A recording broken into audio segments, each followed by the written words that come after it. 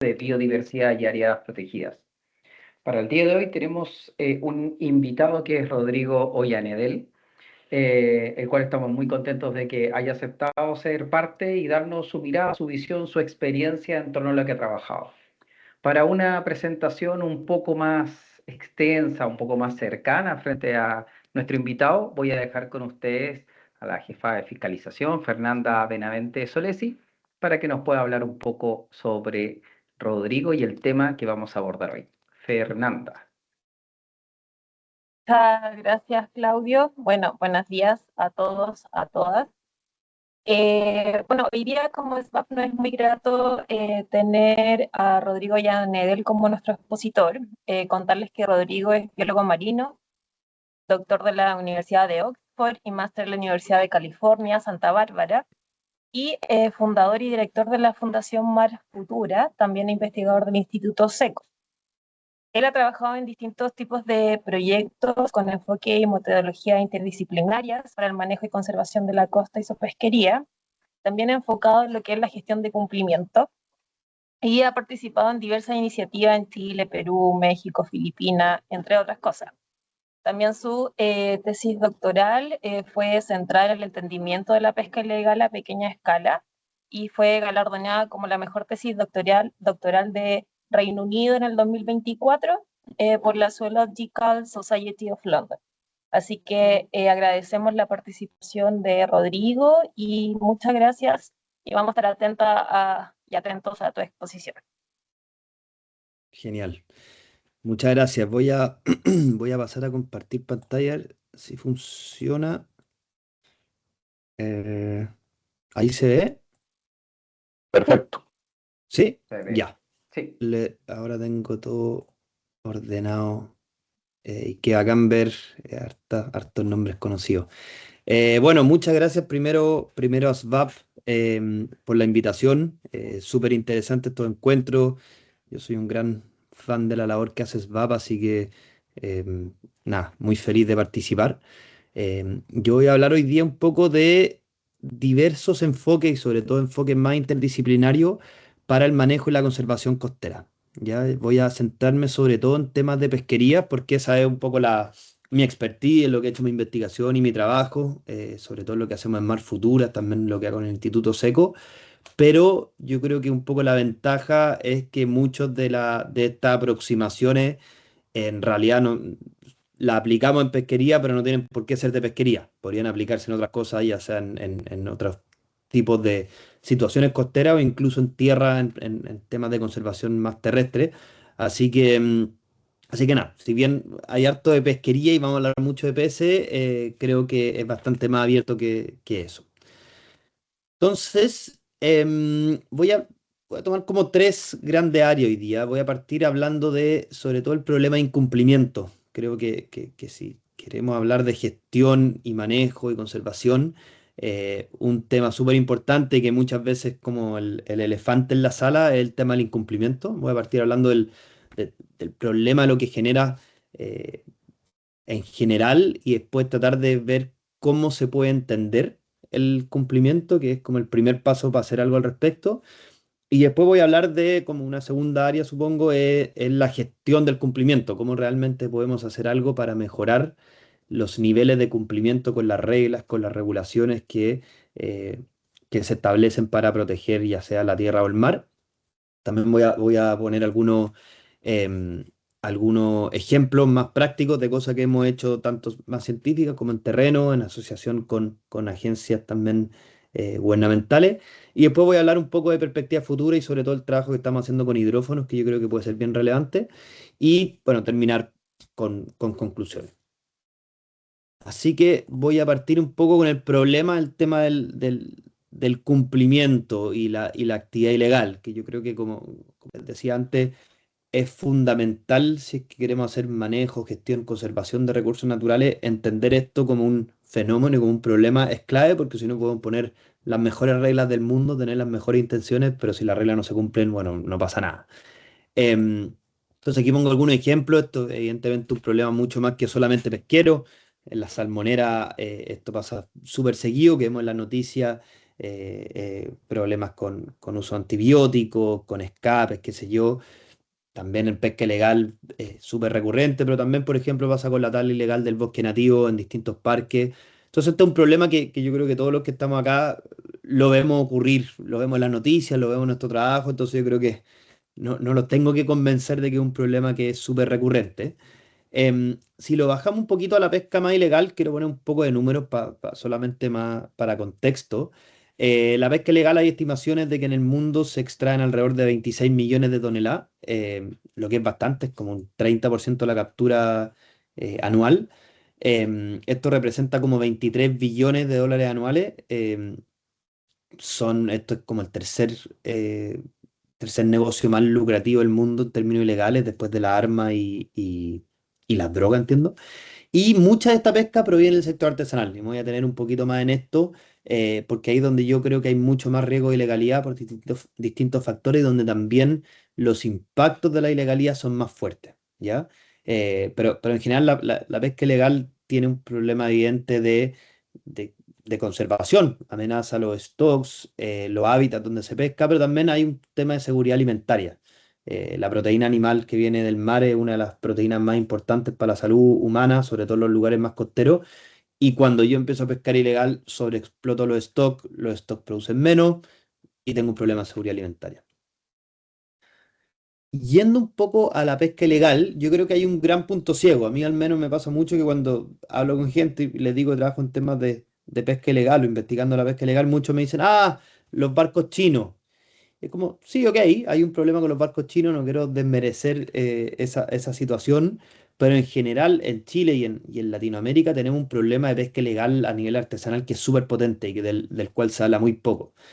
Nosotros hemos estimado en distintos trabajos que para, por ejemplo, la merluza común o el loco, entre el 70 y el 85% de las capturas son ilegales. O sea, hay una docena de locos y 9 de esos locos son ilegales. Son como números bien terribles que no se repiten en otras cosas. Uno compra carne o pollo y pucha, está todo regulado, hay trazabilidad, está todo bastante ordenado. Pero cuando me voy al tema de la ilegalidad en pesquería, ocurre esto, que no es menor, no es un problema menor. Em, y yo creo que algunas de las razones por las que se da es que hay bastante poca capacidad de fiscalización, porque es muy difícil en general fiscalizar la pesca ilegal. Yo tengo miles de puertos, miles de lugares donde se desembarca, tengo una cantidad, hay literalmente millones de personas pescando ilegal o pescando artesanal, para hacerlo más general. Entonces, se mezclan mucho las cosas. La pesca artesanal en general tiene canales de comercialización bastante informales. Entonces también es mucho más fácil que se empiece a mezclar la pesca legal con la ilegal. Entonces cuando yo empiezo a intentar fiscalizar eso es súper complicado.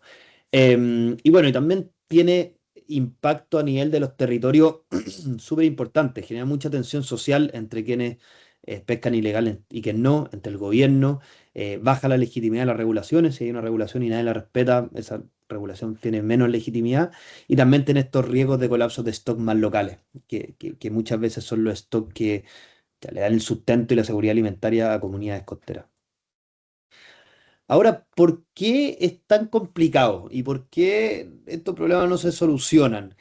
En general, cuando uno habla de incumplimiento, ya sea en pesca, en cosas terrestres, tala de árbol, lo que sea, hay varios factores que hacen que sea más complicado. Primero, es que es súper difícil verlo, medirlo y entenderlo. Si yo quisiera, no sé, contar el número de autos que pasan por afuera de mi casa, bueno, me siento afuera con un mate y cuento, porque el fenómeno que estoy tratando de entender está al frente mío, se deja ver. Cuando yo trato de entender cosas ilegales, es mucho más difícil porque quienes lo hacen, evidentemente se van a ocultar, van a tratar de no ser visibilizados. Y eso genera eh, que yo solo puedo ver parte del fenómeno. Entonces, cuando yo lo estoy analizando, la información que tengo es mucho más parcial. Tengo como aproximaciones, pero no tengo una figura completa de lo que está ocurriendo. Aparte, en general se cuenta solo lo que se ve a partir, por ejemplo, de fiscalización. Entonces, la data que yo tengo es de esfuerzos de fiscalización exitosos. Pero como vamos a ver más adelante, la fiscalización raramente es exitosa. Y aparte hay un factor no menor que puede ser peligroso, la gente que participa en estas actividades va a proteger su actividad y a veces por medios que pueden ser, evidentemente, con daño físico, qué sé yo. Entonces, yo creo que una de las soluciones, o al menos como de las aproximaciones que uno tiene que tener frente a esto, es verlo desde distintos ángulos y entenderlo desde muchos lentes para tratar de hacer una figura un poquito más clara. Entonces ahí, por ejemplo, hay varias disciplinas, estas son algunas que yo voy a tocar en esta charla, pero hay muchas más, evidentemente. Por ejemplo, desde la economía, uno puede como aplicar la ecuación clásica de Becker como costo-beneficio. Si me da más costo, perdón, si me da más beneficios que los posibles costos incurrir en una actividad legal, la gente debería hacerlo. Esa es como es una visión que tiene cierta validez en un espectro, pero hay muchas más.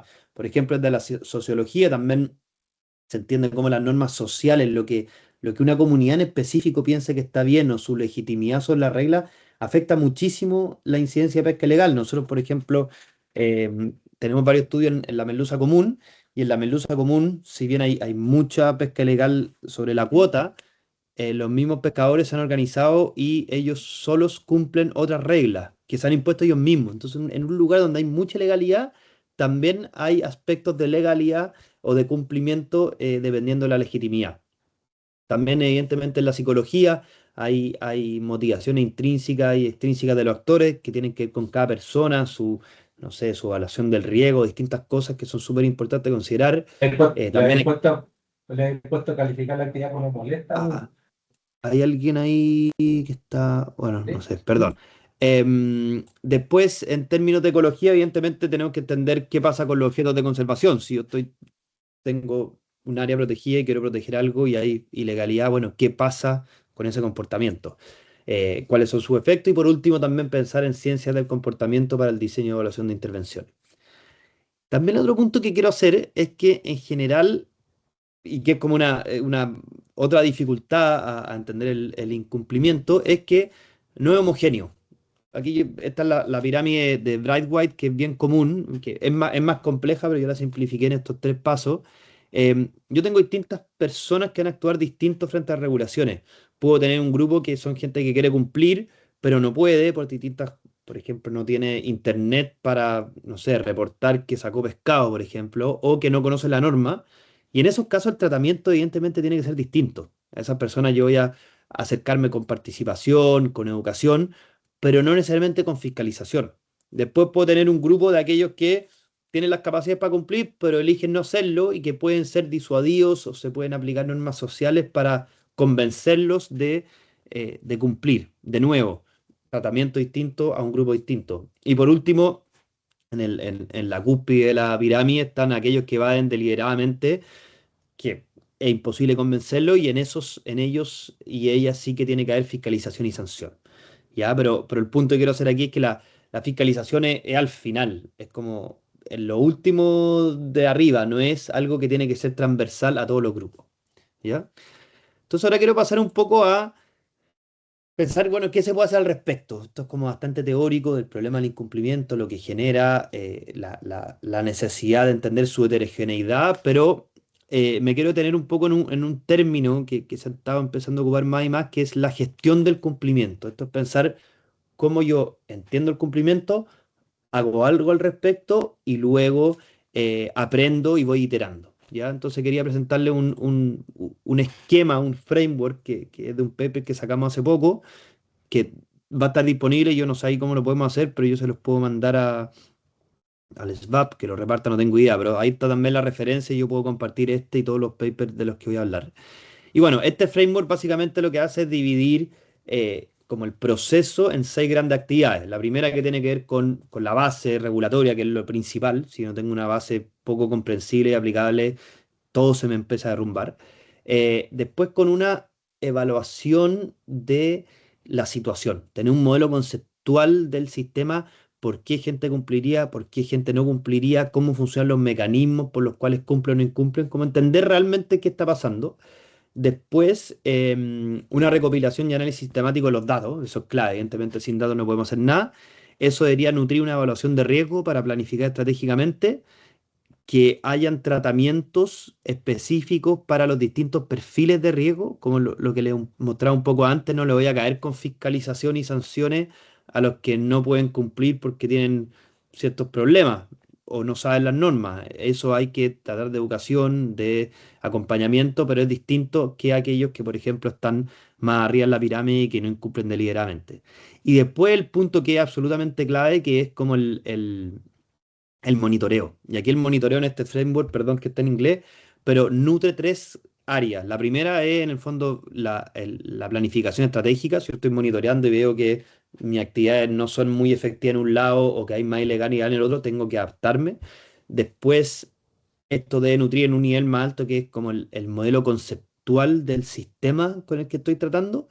Y por último, ya una escala más difícil, pero más importante también, es la base regulatoria. O sea, si yo estoy monitoreando, tengo que entender cómo eso tiene que hacer un loop para llegar a la base regulatoria, y de repente hay reglas que son inefectivas o poco claras o poco que tienen poca adecuación contextual. Entonces ahí es donde se empieza a cerrar los loops y esto se convierte en un ciclo y no en una lista de supermercados. ¿Ya? Em, Quiero hacer también el punto de que quizá yo lo he hecho, pero igual es relevante, que el cumplimiento no es lo mismo que fiscalización. Y yo en general veo que esto se toma como uno, como que yo quiero incentivar el cumplimiento, ¡pum!, fiscalización. Y quiero detenerme en esto porque es súper relevante y no quiero en ningún caso decir que la fiscalización no es necesaria, ni mucho menos, es fundamental, pero cuando está bien puesta en lugares específicos y en momentos específicos. ¿Por qué? Porque la fiscalización en general es costosa, requiere presencia y eso es caro, es complicado. Solo actúo sobre quienes son detectados, entonces hay como un juego del gato y el ratón aquí, que se fiscaliza solo los que se pillan, pero eso no significa que sean todos los que están incumpliendo. Y lo que es clave, clave, clave, es que puede erosionar si se aplica mal. ¿Ya? O sea, si yo voy y fiscalizo y le caigo con sanción pasa por ejemplo el mal con recolectores de algas, que de repente no pueden cumplir porque de verdad no tienen un teléfono para reportar sus capturas, y si yo le caigo con sanción a ellos, evidentemente estoy haciendo las cosas mal, estoy erosionando las reglas que quiero que se cumplan, ¿ya?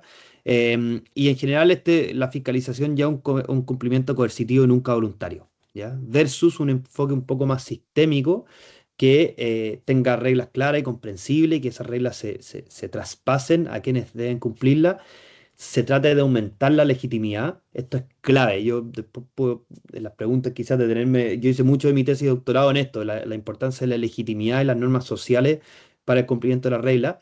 Em, pero básicamente este enfoque sistémico tiene que ver con tener fiscalización, sí, pero súper estratégica, proporcional y que sean realmente en los casos donde sea necesario. ¿Ya?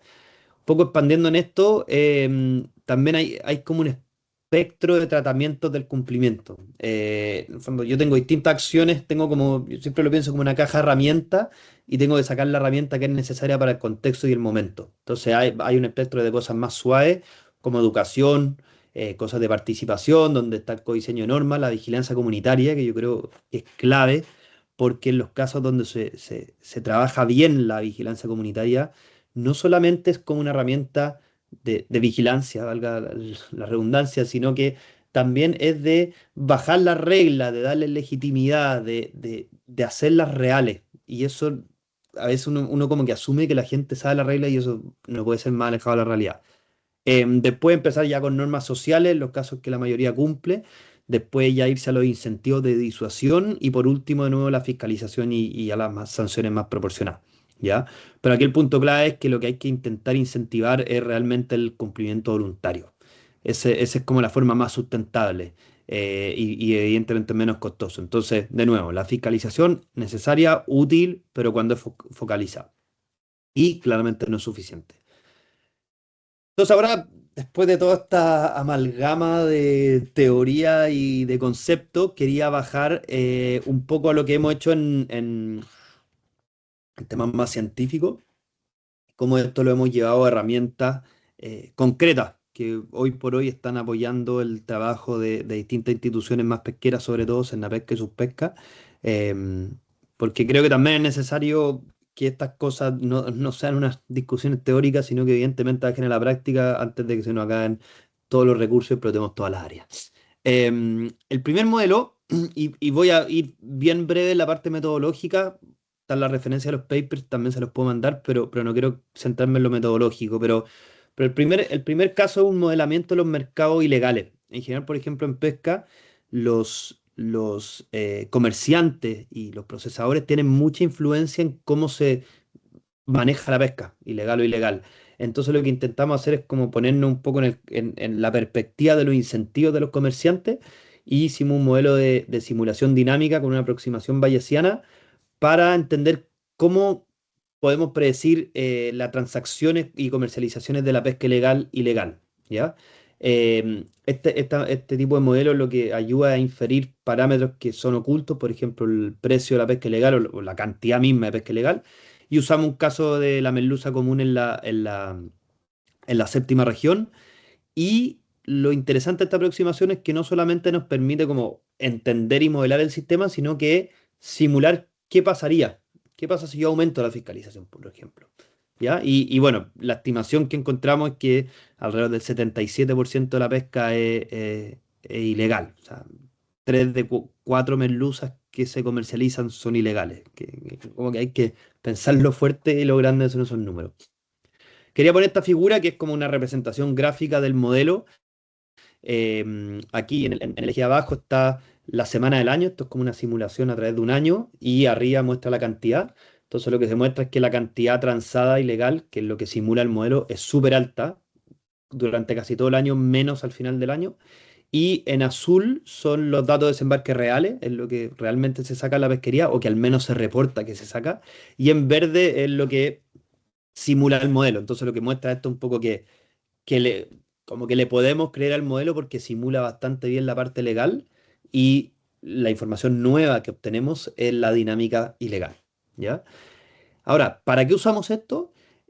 Nosotros hicimos un trabajo en conjunto con Oceana, que lo hicimos para sus pescas, que era entender, ok, sabemos que tenemos un problema gigante de pesca ilegal en la merluza, ¿qué podemos hacer al respecto? Ya hicimos unos escenarios de simulación donde primero simulamos, ok, ¿qué pasa si aumentamos la fiscalización?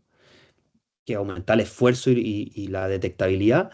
¿Qué pasa si hacemos intervenciones de tipos de demanda? Esto es pensar desde el mercado cómo reducir los incentivos para que se compre más ilegal que legal. Después, intervenciones desde la oferta que tienen que ver con, por ejemplo, intervenciones para que los pescadores tengan permiso de sacar otros recursos, entonces se reduzca la disponibilidad de pesca ilegal. Y por último, cosas más sistémicas, temas de regulación, trazabilidad, certificación. Y lo que encontramos, y esto como que le pone un poco de números y datos al relato que venía haciendo antes, es que si nosotros, por ejemplo, intervenimos solo en fiscalización, la probabilidad de éxito de reducir la pesca no declarada hasta niveles que son más o menos sustentables es solamente un 30%. ¿Ya? O sea, sí, puede pasar, pero es baja la posibilidad que solo la fiscalización funcione. Si pensamos solo demanda, 48%, solo oferta, 58%. Entonces, ¿qué te dice esto? Que si tú tienes un sistema complicado, con harta ilegalidad instaurada hace tiempo y le metes solo fiscalización, tu probabilidad es muy baja. Es un 30% de que resulte. Nadie pondría mucha plata en algo que tenga solamente un 30% de probabilidad de éxito. Pero si tomamos las tres cosas y hacemos cosas más sistémicas, realmente las tres áreas llegan hasta un 90% de probabilidad de éxito. Un segundo ejemplo, que de nuevo es como un trabajo que es la misma lógica, un paper que sacamos, que después lo tradujimos en una herramienta, es un análisis para mejorar la detectabilidad. Esto es un trabajo que hicimos con Senapesca. Senapesca tiene una base de datos de fiscalización que es maravillosa. Yo, de hecho, mientras hacía mi doctorado en Oxford, era como la envidia de todos que tuviese acceso a datos tan amplios. O sea, aquí tienen casi 80.000 acciones de fiscalización y los datos de a dónde fueron, si encontraron algo nuevo. Entonces, es súper rica esa base de datos y para este tipo de modelos bayesianos jerárquicos eso es súper bueno y nos permite hacer mucha inferencia. Ahora, algunos resultados interesantes que, por ejemplo, 7 de cada 100 fiscalizaciones detectan una infracción. Ya, eso es súper, súper poco. Y después de esas infracciones que se detectaron, hay todo un proceso legal donde también se cae como el 90%. Entonces, al final, desde la fiscalización hasta la sanción efectiva, es muy, muy, muy bajo. Pero también encontramos cosas interesantes que pueden ayudar a enfocar mejor el esfuerzo. Por ejemplo, los actores como más al final de la cadena de valor, los vendedores, las comercializadoras, las ferias libres, los restaurantes, tienen mucha más capacidad, tienen mayor probabilidad de detección. Porque evidentemente si yo estoy tratando de pillar un pescador que se mueve, es mucho más difícil que a un restaurante que está fijo que yo le puedo caer siempre. Sin embargo, el esfuerzo en esos actores era mucho más bajo. Lo que es bien interesante, como que te da una paradoja clave de cómo intentar redireccionar el esfuerzo. Ahora, estos números analíticos los convertimos en una herramienta que ocupa Machine Learning, entonces toma todos estos datos pasados, toma también factores como el clima, la luna, distintas cosas, el precio, y te ayuda a predecir dónde uno debería fiscalizar, dónde y cuándo uno debería, tendría más probabilidad de éxito en la fiscalización. Y esto es una herramienta que ya está institucionalizada en Cernavesca, de hecho está alojada en sus servidores y está 100% operativa para ello. La herramienta funciona más o menos así. Uno entra a este portal, detecta pesca, que evidentemente privado va solamente va a hacer una pesca, y uno dice, ok, quiero revisar qué pasa si voy a fiscalizar a este lugar específico, por ejemplo, Bahía Cisne, cualquier cosa, un pescador artesanal con regulaciones que tienen que ver con algas pardas, y también el cómo, con cuánta gente voy a ir, cuánto tiempo voy a fiscalizar, y uno aprieta este botón predecir. Esto corre el modelo de Machine Learning en la nube, obtiene los datos de clima, y qué sé yo, para ese lugar específico y te da una probabilidad de éxito en el tiempo. Entonces te dice, para los próximos 6 días, estas son tus probabilidades de detectar algo. ¿Ya? Entonces uno ahí dice, bueno, evidentemente el 20 de octubre no voy a ir, pues voy a ir quizá el 18 en la noche. Y también te muestra comparación con el promedio de la pesquería, que es esa línea roja. Entonces esta herramienta le permite a los fiscalizadores y a los analistas de riesgo en Cernapesca probar hartas cosas distintas y ver y evaluar cuándo, dónde y cómo les conviene ir. Y el tercer ejemplo que les quería comentar es una fuente de datos que no se ocupa mucho, que es la expertise de aquellos que están fiscalizando. ¿Ya? Porque en todas las fiscalizaciones se toman datos, pero esos datos no siempre reflejan toda la realidad de lo que se está estudiando. Entonces lo que hicimos acá fue entrevistar a 165 funcionarios en la pesca, hicimos una encuesta sobre 20 pesquerías en específico y usamos un modelo bayesiano que lo que hace es controlar un poco los sesgos de experiencia. Entonces, por ejemplo, si yo estoy preguntando por una pesquería o un área protegida en específico, voy a sopesar al que tiene más experiencia que al que entró a trabajar hace 6 meses, porque tiene una línea temporal más amplia. Entonces, este modelo lo que hace es como corregir las respuestas según la experiencia. Y te permite generar estimaciones cuantitativas y cualitativas de la ilegalidad por especie, por actor o por área, por ejemplo. Entonces, por ejemplo, este es el resultado que muestra esto. Nosotros creamos como unas fichas por pesquería, que de nuevo pueden ser unas fichas por área protegida, que demuestran cuantitativamente en qué actores se concentra la ilegalidad o en qué tipo de medida, pero además también te da un análisis cualitativo, o sea, cuáles son las causas de la ilegalidad en esas pesquerías y las soluciones. Y nos dimos cuenta, por ejemplo, para hacer la pesca, esto es muy útil. Primero, para ir monitoreando en el tiempo. Esta herramienta nosotros la hicimos varios años, pero además te da como un snapshot, una vista muy rápida de los problemas. Entonces, de repente, si yo quiero comparar y entender qué está pasando con 3, 4 áreas al mismo tiempo, abro estas fichas, las analizo y entiendo y empiezo a ver patrones. Entonces, esta es como una herramienta relativamente barata, por ponerlo de alguna manera, en el sentido de que se ocupa la misma capacidad que ya existe en la institución, que son los fiscalizadores, los expertos, y se hace un modelo relativamente simple y se exporta esto. ¿Ya? Entonces, para resumir un poco estas tres herramientas, em, lo que hemos ido intentando como la visión de largo plazo es tratar de tener una visión más integrada. Entonces, por un lado, este modelo de los mercados ilegales te da a entender los incentivos económicos de los comercializadores, un poco el por qué ocurre, y te da como resultado, como output, esta capacidad de evaluar intervenciones antes de implementarlas. Después, la herramienta predictiva te dice un poco dónde y cuándo tienes más posibilidades de detección, y el resultado es intentar optimizar el esfuerzo de fiscalización, que siempre es muy, muy, muy limitado.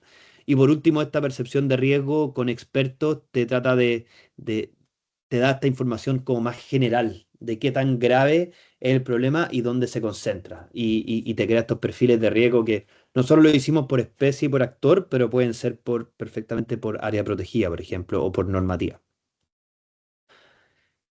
Bueno, cerrando un poco esta parte, quería hablarles como de perspectivas futuras que yo veo, que estamos trabajando sobre todo con la Fundación Mar Futura, valga la redundancia, que tienen que ver con hidrófonos sobre todo de bajo costo. No sé, aquí por ejemplo tengo uno, no sé si se alcanza a ver, pero esto es un hidrófono que cuesta, ahí se ve, 130.000 pesos o $140, algo así, y uno lo puede dejar meses monitoreando. Entonces es un sistema bastante poco invasivo.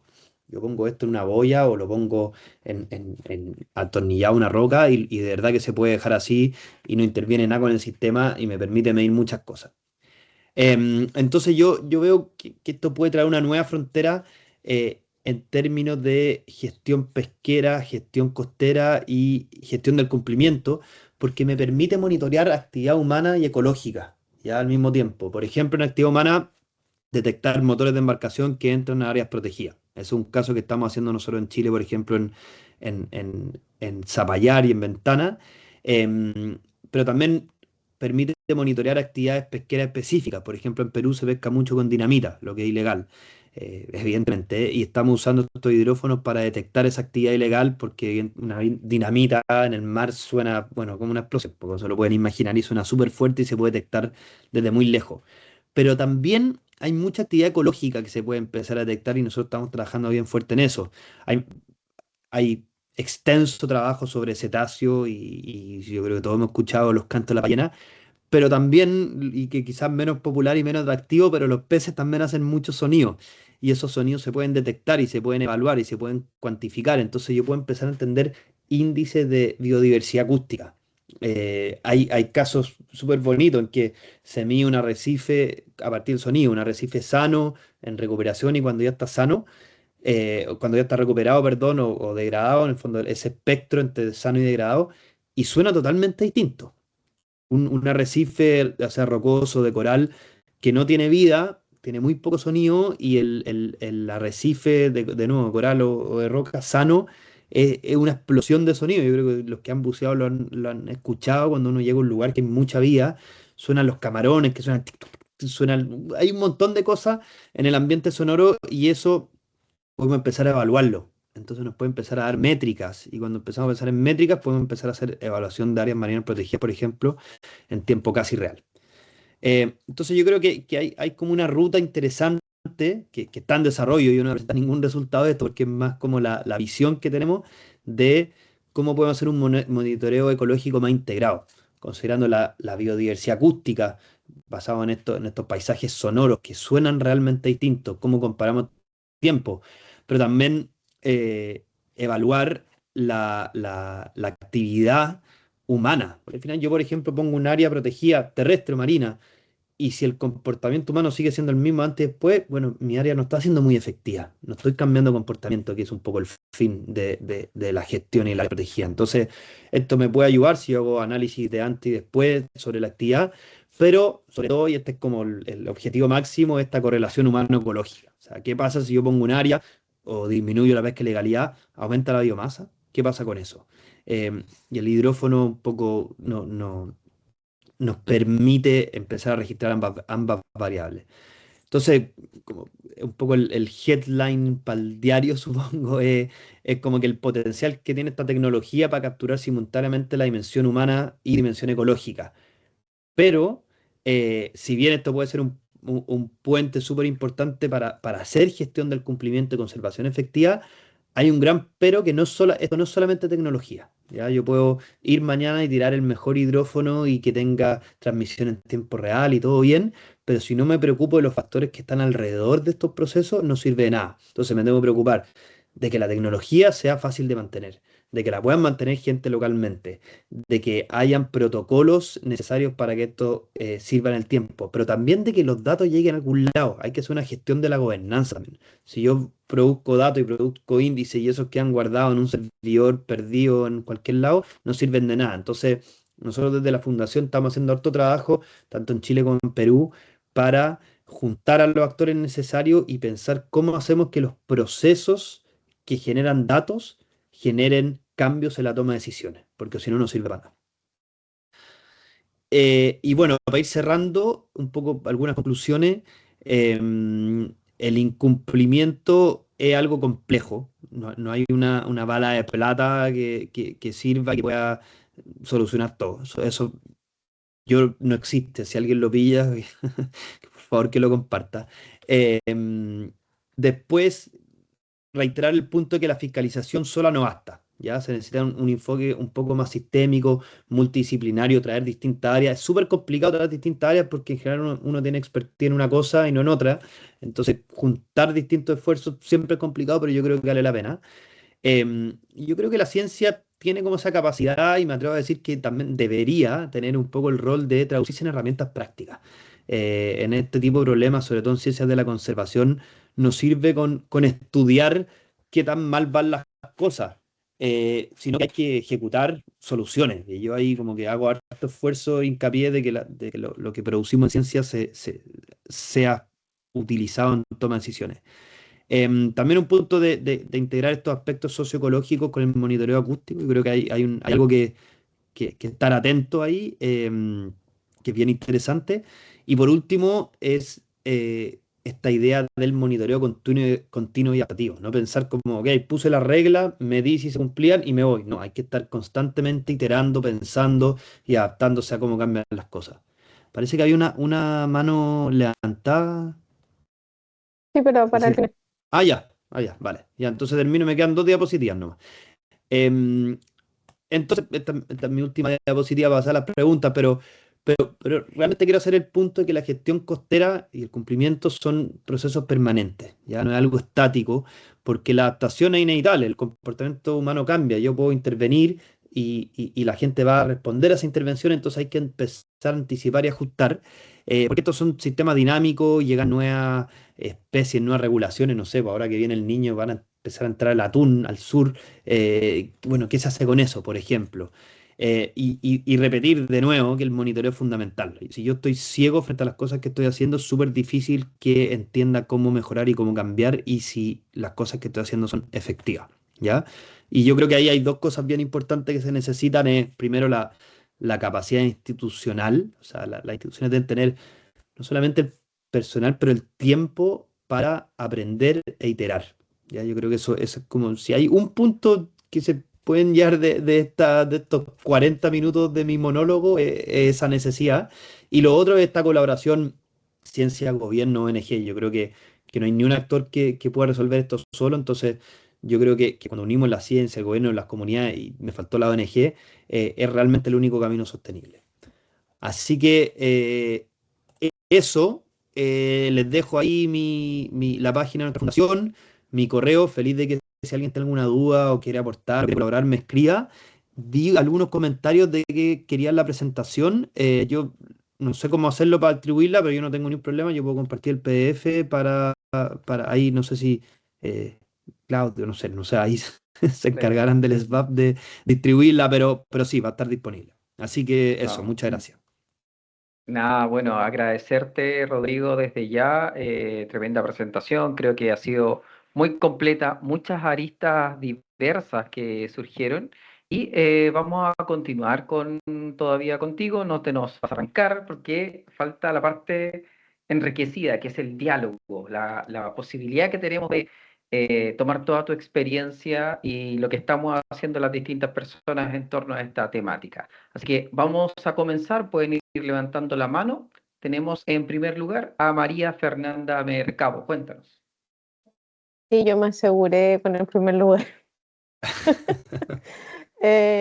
Bueno, primero darte las gracias por la presentación, la encontré muy interesante, además estaba muy didáctica para entender un tema que es bastante complejo, incluso para la gente que es del área. Como contexto, yo también soy bióloga marina y también me tocó hacer, bueno, hartas labores de fiscalización en Cerna Pesca y tengo 2 grandes preguntas principales. La primera tiene que ver con la pirámide que tú mostraste, que eran esas como 3 estamentos. No sé si eso es como proporcional a la realidad que tenemos hoy en Chile o es como algo general. porque no sé si sería tan así. Eso es como desde lo que uno percibe al fiscalizar. Y lo otro que me llamó la atención es que la pirámide no incluye quizás al estamento de los que quieren cumplir y no pueden. Por ejemplo, que no, ya sea porque no tengan cuota o porque no pueden estar inscritos en los registros y no ocurre esa renovación.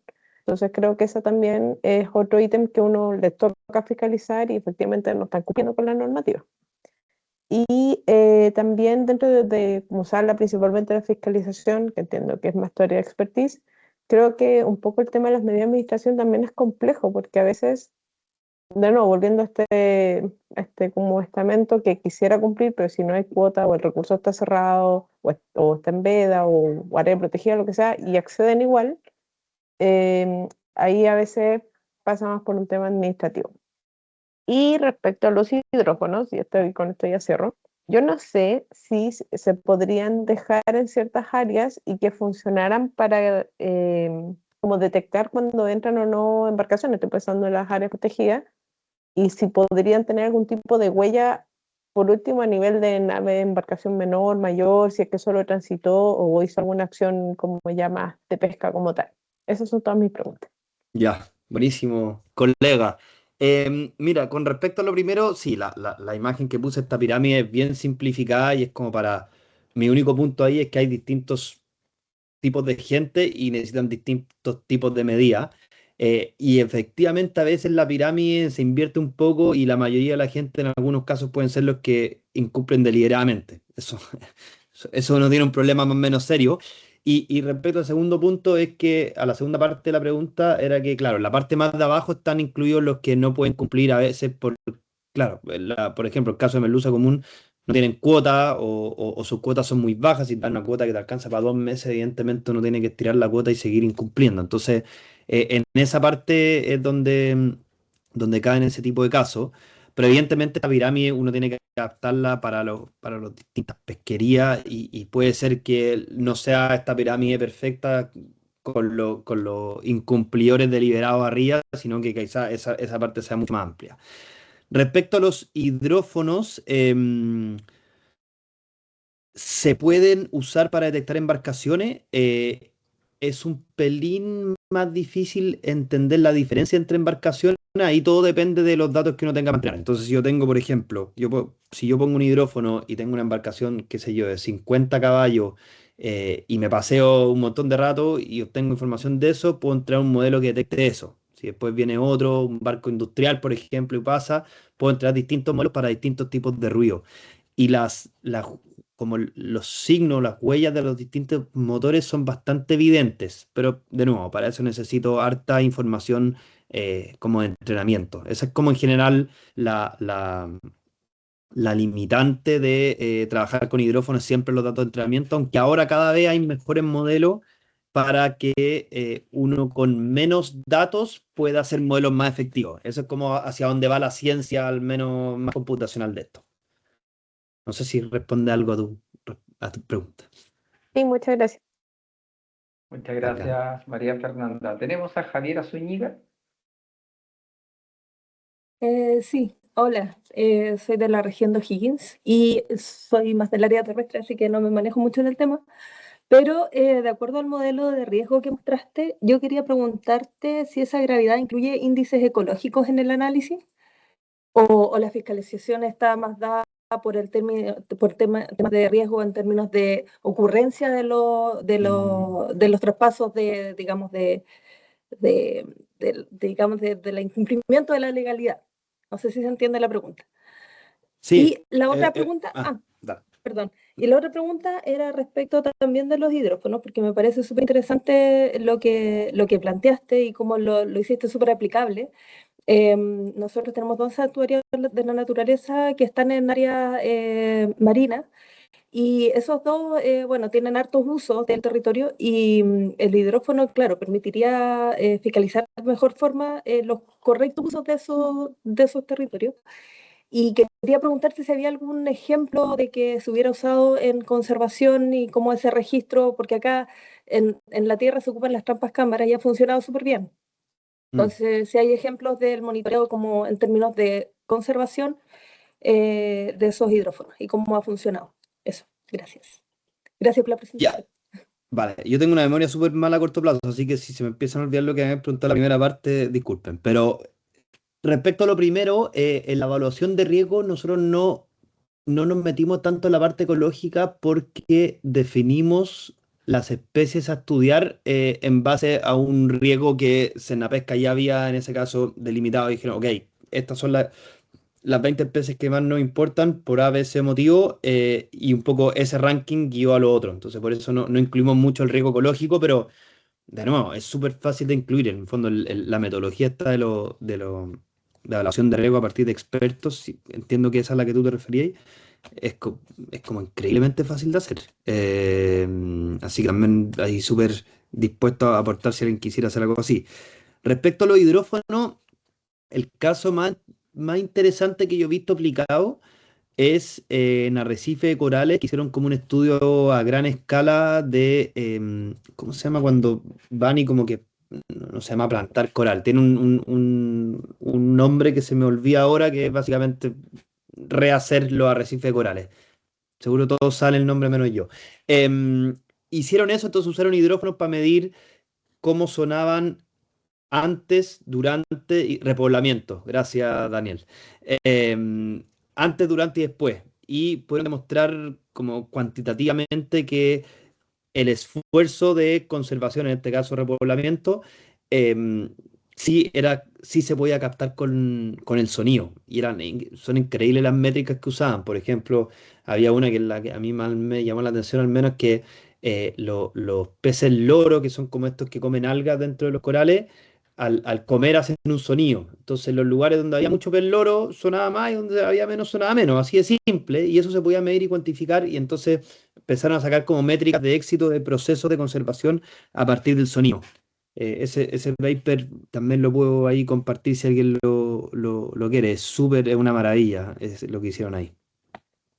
No sé, Javier, si responde más o menos a tu pregunta. Sí, perfecto, muchas gracias. Y espero Vale. el paper. Muchas gracias. Tenemos a Fernanda en la mente, Feña. Gracias, Claudio. Primero agradecer, Rodrigo, por la presentación, estuvo muy buena. Yo tengo dos preguntas. Te voy a hacer la primera y después te voy a hacer la segunda. La primera es desde desde tu experiencia.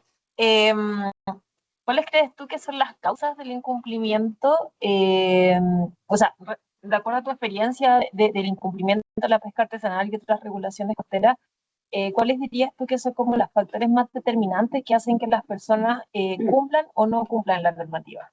Si lo has detectado eh, en alguna de tus investigaciones. Te respondo esa primera y después vamos a la segunda para que no se me vaya el hilo. Sí. Yo creo que lo que hemos estudiado nosotros y lo hemos hecho como cuantitativamente es como una mezcla de tres cosas y que dependiendo de los contextos hay una que influye más, otra que influye menos. Pero eh, súper relevante es el factor económico. En fondo, si yo, por ejemplo, tengo una cuota muy baja y con eso no me alcanza, bueno, voy a pescar más que mi cuota. O si algo está en veda, pero el precio está carísimo y gano mucha plata sacando eso, lo voy a sacar. Y sobre todo si por el otro lado uno no tiene el costo potencial de la fiscalización, o sea, la probabilidad de que me pillen. Entonces eso es un factor que siempre es determinante y que nadie puede obviarlo, pero no solo el único. Yo creo que aquí es como un triángulo. Entonces tenéis por un lado eso, por otro lado hay un factor que es clave, que es la legitimidad. Cuando las reglas son generadas por procesos súper injustos o que se deja a la gente afuera o que tienen poco sentido. Muchas veces hay muchas reglas que no tienen mucho sentido. ¿A quién no le ha pasado de repente tener un límite de velocidad que te dice 20 y casi que una carretera? Decir, bueno, obviamente que no ir a 20. Bueno, no debería decir que no que estoy incumpliendo, pero bueno, ya, pero se entiende el punto. Hay como una cosa de legitimidad que es súper importante y lo tercero el tema de las normas sociales que se empieza a generar a partir de estas dos. Entonces, si yo, hay ciertos lugares donde está como que está bien incumplir cierta regla. Por ejemplo, de nuevo, perdón por lo pegado del caso, pero en la merluza común uno va a la séptima región y ellos ni siquiera te hablan de pesca ilegal, te hablan de no reportar la cuota, porque para ellos está perfecto hacerlo, no tiene nada de malo. Entonces, cuando eso se convierte en una norma social de que está bien incumplir, es súper difícil cambiarlo porque se instauró. Y como que salir de ahí es bien enredado. Entonces yo te diría que es como esas tres cosas que están interrelacionadas, pero en ningún caso solamente una cosa económica. Eso respecto a lo primero.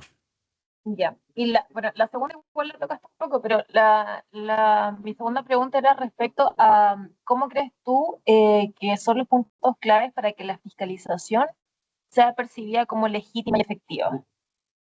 Y con el objetivo finalmente de aumentar el cumplimiento voluntario más allá como del control y la sanción.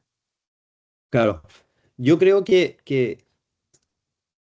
es súper importante que se visibilice los esfuerzos que no son como fiscalización tan coercitiva, que los agentes fiscalizadores se vean un poco como partners a quienes quieren cumplir para ayudarlos, que den información, que sirvan todo ese proceso educativo y que solo después de eso fiscalicen, porque muchas veces uno cae de una con el mazo al primero que pilla y eso en general causa muchos problemas y muchos daños, versus hacer como un proceso en el que la gente se instala realmente en los territorios, conoce lo que está pasando y recién ahí, cuando se tienen bien considerar las situaciones más riesgosas, solo ahí se empieza a ocupar la fiscalización más coercitiva. Entonces yo creo que realmente como matar todos los cartuchos de este espectro que mostraba antes. Yo creo que eso es un poco la clave para que sea más exitosa.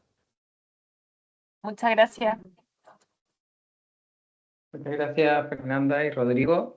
Todavía tenemos un poquito de tiempo y nos queda Luis, Pablo y Eric. Comenzando por Luis Caro, o se me desapareció Luis. Sí, estoy por acá. Vale. Sí. Se arrepintió. No, no, por supuesto que no. No, pues quería desaprovechar la oportunidad de preguntar, sobre todo con esta maravillosa presentación que has hecho, bien redondita, buenas conclusiones, etcétera.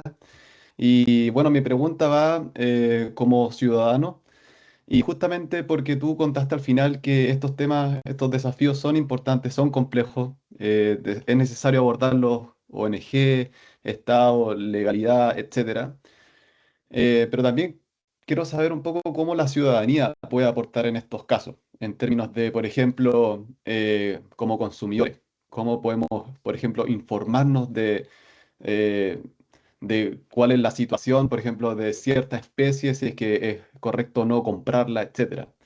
O, por ejemplo, también cómo podemos aportar en términos del monitoreo, como, por ejemplo, o no sé, me imagino a alguien en la playa y ve que, por ejemplo, están cortando cochayuyos y si es que realmente eso corresponde o no a una actividad legal y cómo uno puede aportar. Sobre todo porque está muy de moda esto de que la ciudadanía puede también aportar en términos del monitoreo porque está en lugares donde a veces la fiscalización no alcanza o los turistas, por ejemplo, pueden también ser parte, etcétera. Entonces, un poco eso es el marco de mi pregunta. Gracias. No, súper buen punto. Y para no alargarme tanto, porque no queda mucho rato, pero mira, hoy día el canal formal que existe para preguntar y denunciar es Cernapesca, tiene un teléfono. Yo creo que es un mecanismo bien poco útil. Y lo que estamos generando, de hecho, un proyecto que tenemos con la fundación es que queremos hacer un canal de un chatbot de WhatsApp como automático. Entonces uno le puede preguntar ciertas regulaciones, uno puede hacer las denuncias ahí mismo, uno puede participar más, por ejemplo la fiscalización clave que pueden hacer los ciudadanos es en los supermercados, los restaurantes. Si te traen merluza en tiempo de DEA, sacar una foto, poder denunciarlo. Si te traen algo que es menos de talla mínima, sacar una foto, denunciarlo. Pero claro, eso es súper difícil porque la información no está muy disponible. Voy a buscar, hay un link de una plataforma que antes se llamaba Chile Mar, ahora nos parece que cambió de nombre, que habla mucho de las vedas y las tallas mínimas, qué sé yo, pero no, yo creo que la clave está en mejorar los canales de denuncia. Y ahí donde también nosotros tenemos un proyectito, así que atentos para cuando salga para que participen. Pero es súper bueno el punto, Luis.